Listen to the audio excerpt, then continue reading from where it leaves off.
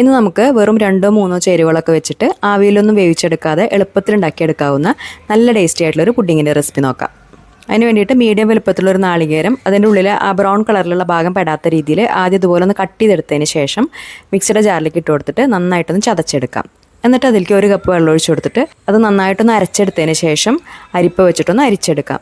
എന്നിട്ട് ബാക്കി വന്നിട്ടുള്ള നാളികേരത്തിലേക്ക് വീണ്ടും 1 കപ്പും കൂടി വെള്ളം ഒഴിച്ച് കൊടുത്തിട്ട് അതും അരിച്ചെടുക്കാം. അതിനുശേഷം അതിൽ നാളികേരത്തിൻ്റെ തരികളൊന്നും ഇല്ലാതിരിക്കാൻ വേണ്ടിയിട്ട് ഇതുപോലെ ചെറിയൊരു അരിപ്പ വെച്ചിട്ട് ഒന്നുകൂടി ഒന്ന് അരിച്ചെടുത്തിട്ട് അതൊരു സൈഡിലേക്ക് മാറ്റി വയ്ക്കാം.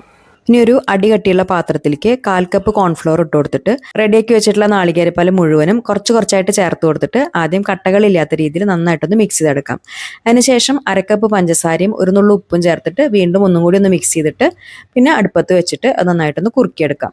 ലോ ഫ്ലെയിമിൽ വെച്ചിട്ട് കൈയെടുക്കാതെ കുറച്ച് സമയം ഇളക്കി കൊടുക്കുമ്പോൾ അതൊന്ന് കുറുകി അതിലിതുപോലെ ബബിൾസ് വന്നു തുടങ്ങും. അപ്പോൾ ആ സമയത്ത് ഫ്ലെയിം ഓഫ് ചെയ്തിട്ട് നമ്മൾ ഏത് പാത്രത്തിലാണോ പുഡിംഗ് സെറ്റ് ചെയ്യുന്നത് ആ പാത്രത്തിലേക്ക് മാറ്റിയിട്ട് പിന്നെ അതൊന്ന് അങ്ങോട്ട് ചൂടാറി വരുമ്പോൾ ഒരു 3-4 മണിക്കൂർ ഫ്രിഡ്ജിൽ വെച്ചിട്ട് നന്നായിട്ടൊന്ന് തണുപ്പിച്ചെടുത്താൽ നല്ല ടേസ്റ്റി ആയിട്ടുള്ള തേങ്ങാപ്പാൽ പുഡിംഗ് റെഡിയായി. വായിൽ വെച്ച് അലിഞ്ഞു പോകുന്നൊക്കെ പറയില്ലേ, ആ രീതിയിലുള്ളൊരു പുഡിംഗ് ആണ്. എല്ലാവരും ഉണ്ടാക്കി നോക്കുക.